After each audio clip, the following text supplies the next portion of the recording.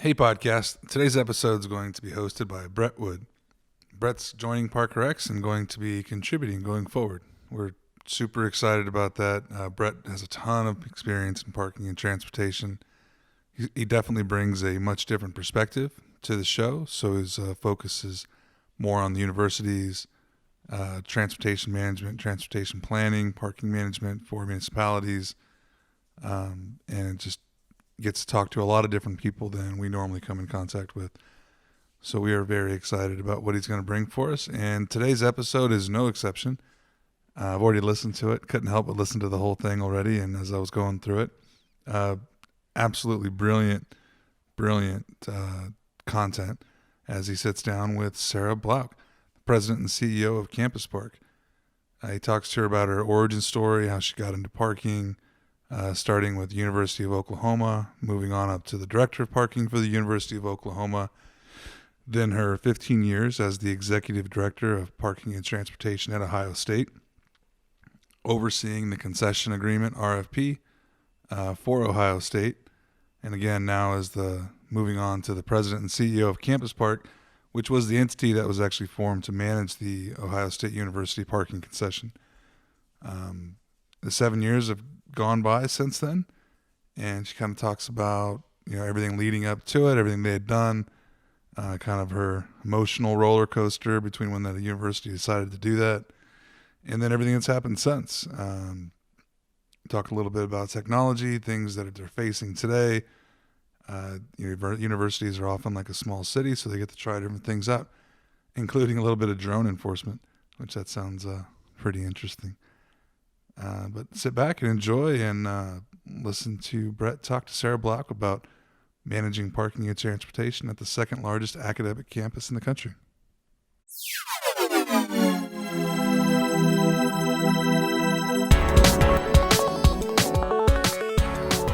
Okay, hello, this is Brett Wood, guest hosting for Parker X, and we are in Columbus, Ohio today, talking with Sarah Blouch, the president and CEO of CampusParc. Sarah, thank you for being here with us today. Well, thanks for inviting me, Brett. Yeah, this is exciting, kind of taking this on the road. This is my first guest hosting issue with Parker X, so go easy on me today if you can. It's my first podcast, so we're both having firsts. We're in this together. Right. Perfect.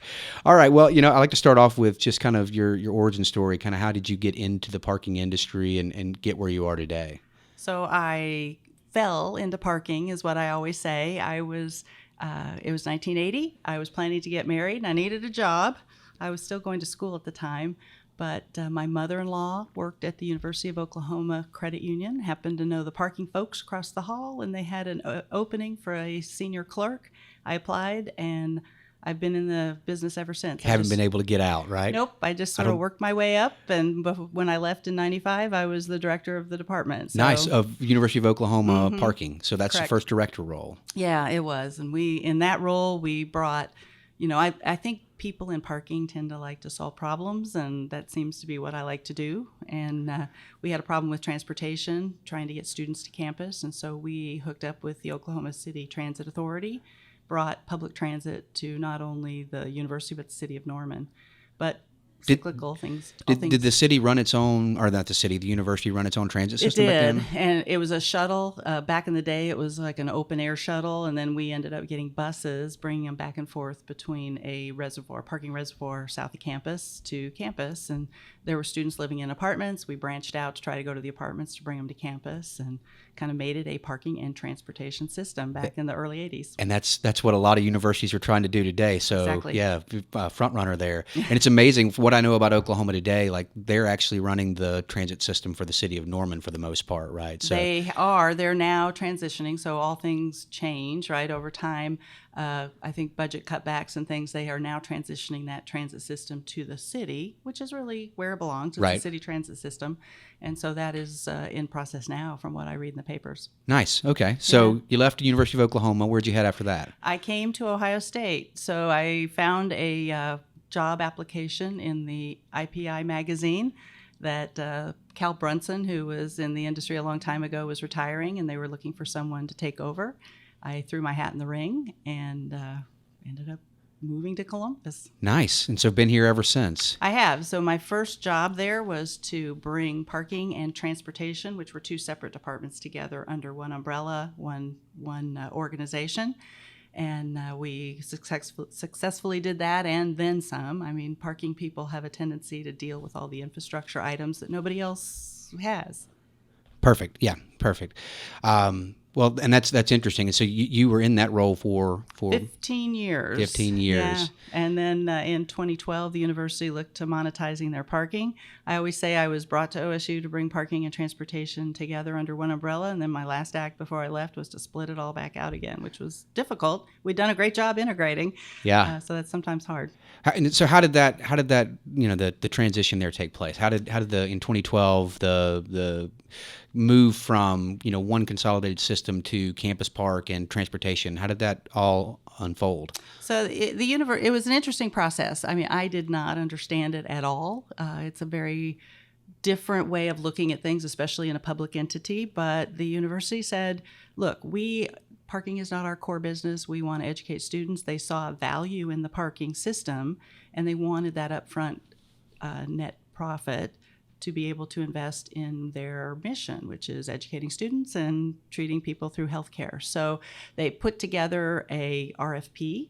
They did a competitive bid for based on parking rates that we had traditionally done, all the rules and the policies that we had traditionally done. And they went out to companies to say, how much are you going to give us for this? And they had 3 different rate structures: 5.5% a year parking rate increases, 6.5%, and 7.5%. They ended up going with the more conservative 5.5%, which was the average of what we had actually done as the university. And QIC was the successful bidder. So again, you Google parking privatization, there's an awful lot of things out on the internet that are a little bit concerning. And I was very worried. I was not an advocate of this process. And so after the bid was awarded, I had a whole group of people come to my office because we were not allowed to talk to the bidders during all of this. And they had a very prominent local person here, Bill Loda, who ran the CODA, the transportation system in Columbus. He had been with AEP. He was very well known. The man drove around with a license plate that said ethics, and he meant it. Nice. So I knew Bill, and I respected Bill a lot. And I thought, well, if Bill's hanging around these people, maybe they're not all bad. So I went to lunch and got to know them. And really, the QIC team is a good partner for the university. They are actually a public entity in Australia. They invest pension dollars for retirees. And so they are truly in it for the long haul. They're not one of these come in, maximize profits for 7 years and then get out. So their values aligned with mine, and they invited me to come over and work in the concessionaire's office. I was able to continue working at a university I love, with people I love at the university, being able to try to make a difference. So I said I would do it, and it's been actually a really good move for me. I've really enjoyed it, and I've learned a lot. Excellent. Yeah, and it's interesting. I mean, about the time that y'all did the concession agreement here, almost every university in the U.S. was evaluating whether they would go and do that type of concession agreement. And most of them backed off and said, no, we're not going to do it. Let's watch what Ohio State does. And there was a fear. There was a fear that it was going to be catastrophic. It was going to, the customer service aspect of parking, which is critical to the success of a university, city, wherever you are, was going to be poor. And I will say this, I mean, having worked here for the last 5 or 6 years with the city, with you, it is impressive how much CampusParc and QIC even focus on the customer service aspect, right? You get a bad rap because everything that's parking related is CampusParc's fault now, but it would still be your fault if you were the parking and transportation director at Ohio State, and this had never happened. So it is, and it was. Actually, the first year after we transitioned, we had snow, which is never a happy occurrence on a campus, although I love snow. Professionally, it's challenging. And I had people call saying, well, TNP did a phenomenal job with snow, and you people are just terrible. And I said, well, I do think I remember talking to you when I was at TNP, and you weren't exactly glowing. But hindsight's always a little bit different. But no, I think you're right. I mean, I think we have been successful, and I think it helps. I think a lot of people don't understand what the concession is. And really, it is an agreement that says a company needs to come in and operate under the rules the university sets, the policies the university sets, at the rate the university sets. And so we are operating the system under the university's rules and guidance.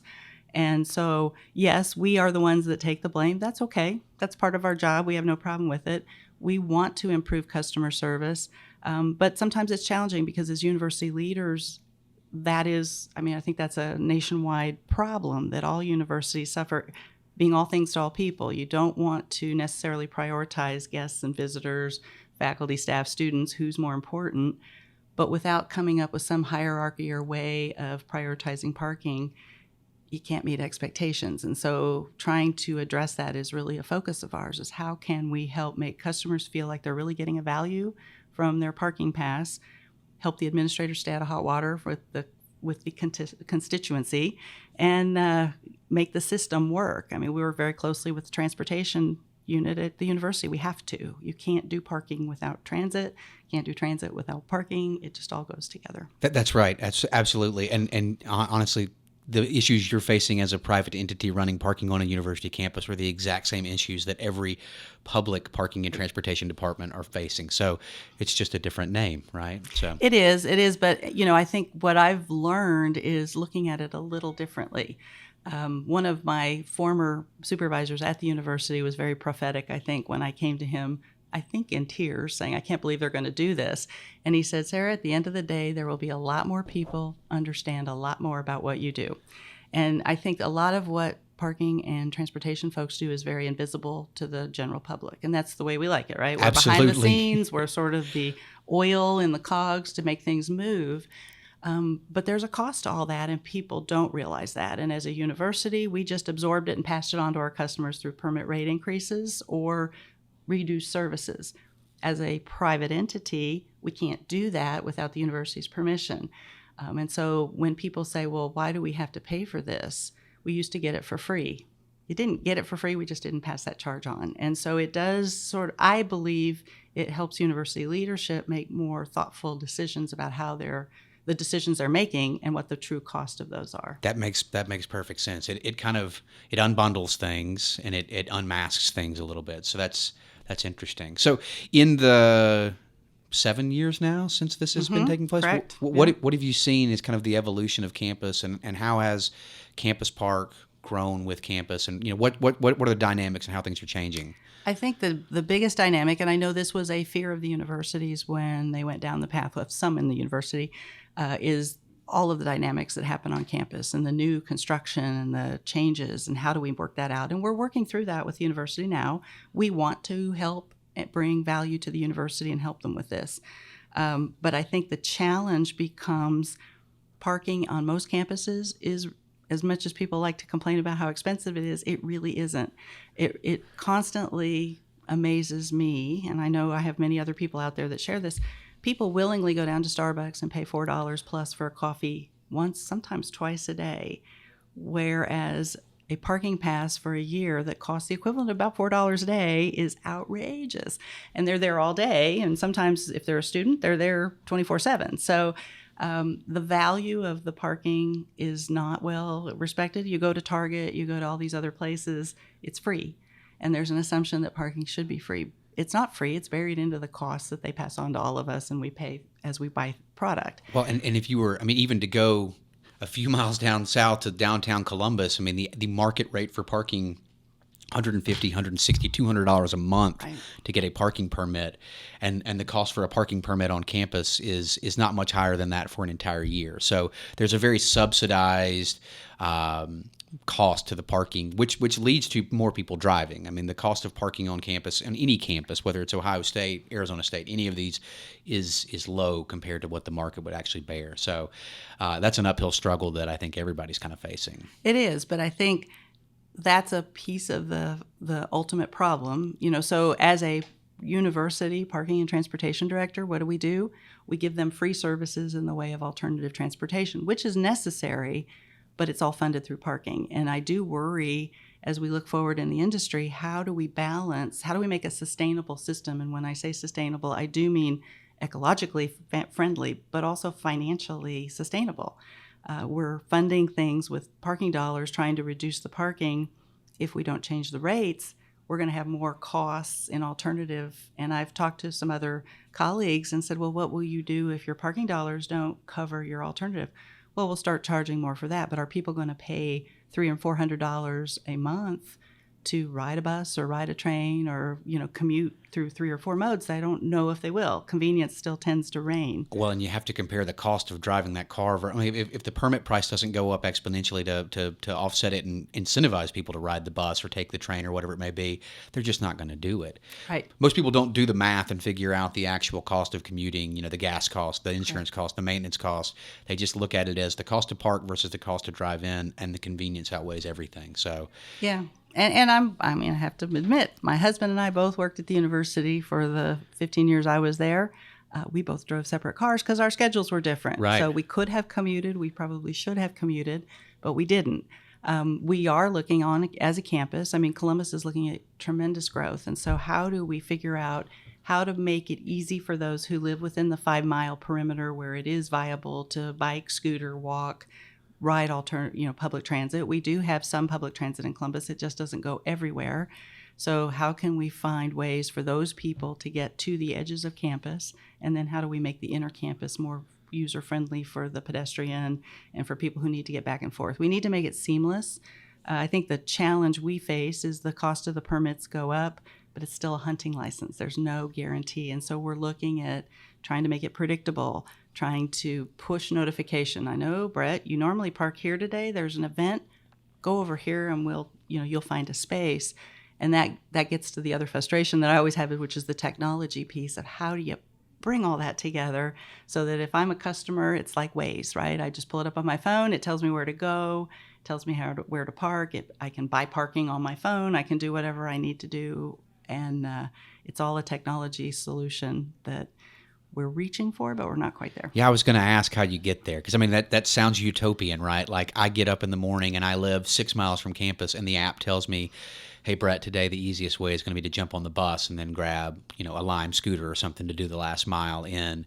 But there's no functional way to get that data today. And not in Columbus. I mean, I was in New York for a while, and they actually do have the City Mapper app that tells you that very thing. Nice. Yeah. And it does work. It is out there. It's not perfect, but it even tells you what train to get on and what train stop to get off. So I think it can be done. I think what happens to us is merging parking data. It doesn't give you the parking piece. Yeah. It's all about the other mobility and getting that parking data out of often proprietary equipment, figuring out how to make the data for who you are and what you bought work with the gate equipment, work with the bus schedule. Getting all of that into one is where we're focusing right now and trying to make sure, and lot occupancy. It's expensive. It's out there. Absolutely. You can count cars with cameras, but you can't get license plate information necessarily with one. We're piloting a few, and then how do we integrate that with the gate system and the other thing? That's the piece that's just really challenging. Now, when you talk about license plates, have y'all gone to virtual permits on campus? We have, yeah. We have a virtual permit for everything except events. What we haven't quite been able to cross the hurdle on is right now it's a visible permit for departments to purchase for surface lots. We have 2/3 of our parking in flat lots. So how do we get away from what we call the e-scratch-off, the scratch-offs going to an e-scratch-off where a one-time visitor can go in. Somebody's going to have to enter the data. Is it the customer? Is it the department hosting the department? That's the piece we haven't quite crossed the threshold on. Okay. And then it's got to integrate with our permit system and absolutely. our enforcement. So. Have you found that on the day-to-day, non-event stuff, has the virtual permitting made life easier on campus? I think it has. Yeah, it's easier for the customer. They don't have to remember to bring their permit. They do have to remember to put that plate in if for some reason they haven't. And we've had a little challenge, but I think that's getting better. And so you just enter your plate in the system, and you can park on campus. We want to get that smoothly in garages as well, because usually if you can park in a garage, you can also park in surface parking. And so how do we make sure that the QR code you have today is the same one you can have in 5 years without having to get something in the mail? That's always an anguishing, that turnover year by year when people renew is difficult. And then the visual piece for events. So once we solve that, we'll be great. Right. I can remember when the concept of virtual permitting started hitting the university market, like Texas Tech was one of the first ones to do it. And I think I remember them saying that they almost saved, $100,000 a year just on the capital costs of the permits and the staffing and things like that. So hopefully you've seen that as well, seen some. We've seen savings, and think of the landfill that we're saving. Yeah, that's right. Because people just threw those permits away. You ordered too many. They just got tossed in the trash. So it has been valuable from that respect too. Although sometimes in a university, people kind of like that. That we used to have people when I came to OSU, we used window decals, and we had people with 7-8 years of decals up their window, which wasn't necessarily safe. Badge but of it's honor, sort of right? it's sort of a badge. So how do we I've meet been here that much too? longer than you, so look at all Correct. the parking I've Seniority. done. That's right. Well, one of the things I'm seeing a lot of universities go to, or at least start thinking about, is this concept of making people make a daily decision.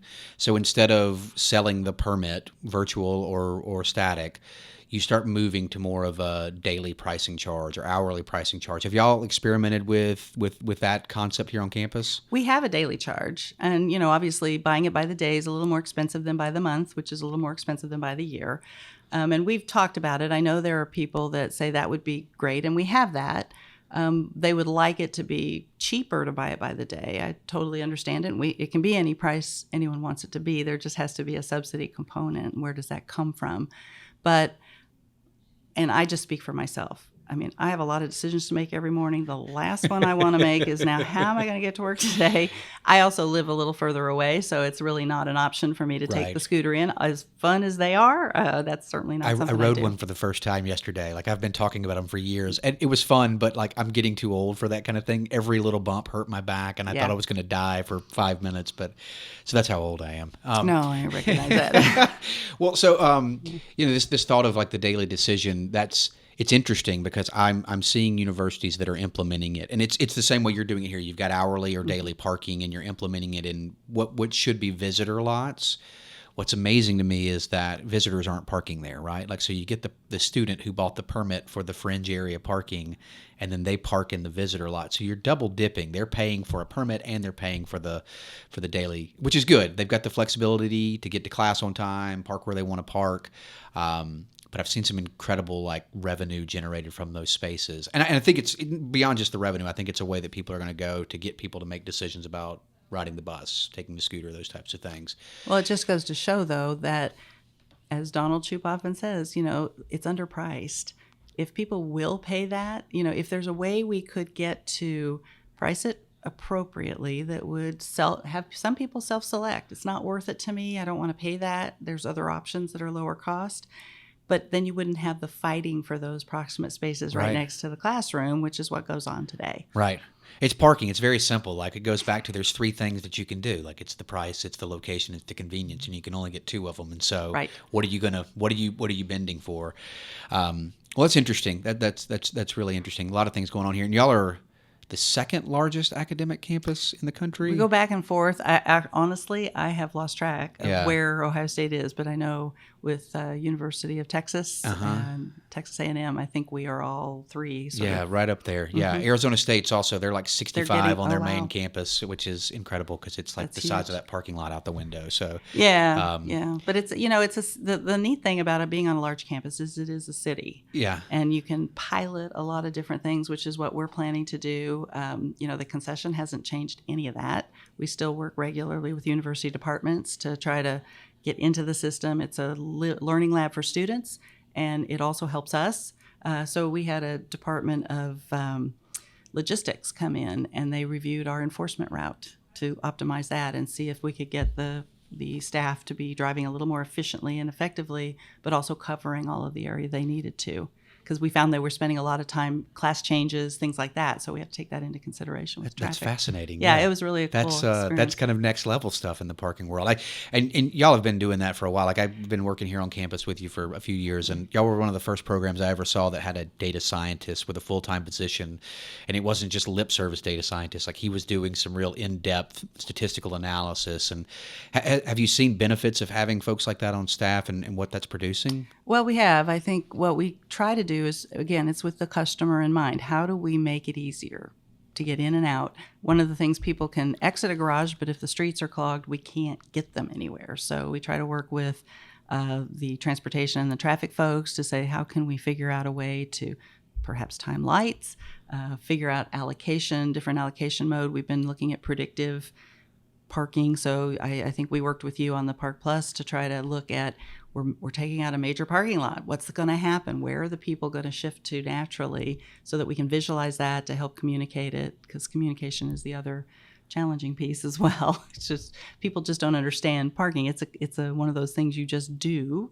You don't necessarily think about it. How hard can it be? So Well, right, and in that example too, that study that we did, and we were taking away the polo lots, which was big 1,000 surface lot spaces, 2,000 surface 2,000 spaces. surface lot spaces that served the medical district, and what do you tell those people? Now you've got to get on a bus and go to the north side of campus, and but yeah, I think y'all did a really great job of kind of just at least being transparent about what was going to come from that. So, well, so what keeps you up at night when you're thinking about the future of campus and the future of parking and transportation? What are trends that you're seeing in the university world that are encouraging or scary for you? I think a lot of it, we've talked about some of it, the sustainability piece really is concerning to me. Not so much we're in a situation where, we would have a conversation with the university, but I see my colleagues that are just, they have the budget, they can do this stuff, but the long-term impact, I mean, one of the other benefits I think we bring, I used to think I did long-term planning when I looked out 3 to 5 years. I have a 50-year model on how to repair garages and surface lots. So now I'm really looking out long-term because we have to return them to the university in the same condition or better. And we had some aging garages on campus. So we spend a lot of time with risk and safety. But I think looking ahead at how do we find that pricing model? How do we convince people that that is actually not a horrible thing and that there are other options? You've always got to have a low-cost option for people because not everybody can afford it and people have to get to work. So we look at that, but it's that changing customer behavior. There's a desire, especially Columbus. We have the Smart City grant here. We're looking at a huge population increase and traffic. Nobody likes to sit in traffic. Now, traffic in Columbus compared to traffic in Chicago or some of these other cities, no comparison. But it's all relative. It's where you live, right? It really is. And, that 20 minutes that I'm stuck inching along the highway is frustrating for me as well. That in itself can self-select. I might change my hours of commute, but how do we help give people the option, give people choices? But for those, how do we put those choices out on a table so that people can self-select and we can predict some of the behavior? Everybody wants to park right next to the classroom for free, and that isn't something that can happen. And I would rather people not get so anxious about it, but understand, well, this is what goes into it. So maybe pulling back the curtain so they can see what all goes on to put on a parking space. That's right. And again, whether it's annual, monthly, daily, hourly, decision making, just making better decisions. It is. You mentioned the Smart City grant. Have y'all been involved with that process? Peripherally, they've got a lot of direct goals that they're trying to do. We want to bring electric vehicles charging. University has some charging stations. We're happy to bring them. Now we can't do it unless there's a cost benefit. I can't just donate those. And we can't resell power back to the customer. Right. So there's a hookup fee that the university's implemented, which seems to help. How do you enforce those? We're still struggling with that a little bit. We've been trying to look at, we want to use electric vehicles in our own fleet. So, enforcement would be great. Drones, according to our data scientists, would be even better. Right. So you just use some drones. And there are some places, I think, that are experimenting with that, bringing different technology. I mean, what is smart? I think smart is making the commute easy for the customer. Right. So whatever that means to the customer is really what we need to be focused on. And right now, it seems to be getting them where they are, which is on their phones usually because they're in a car, they're in a parking lot, or they're coming to campus looking for a way to get across. So how do we bring that out to the phones and make it seamless? That's right. And you mentioned the enforcement of like the e-spaces or any of spaces for that matter.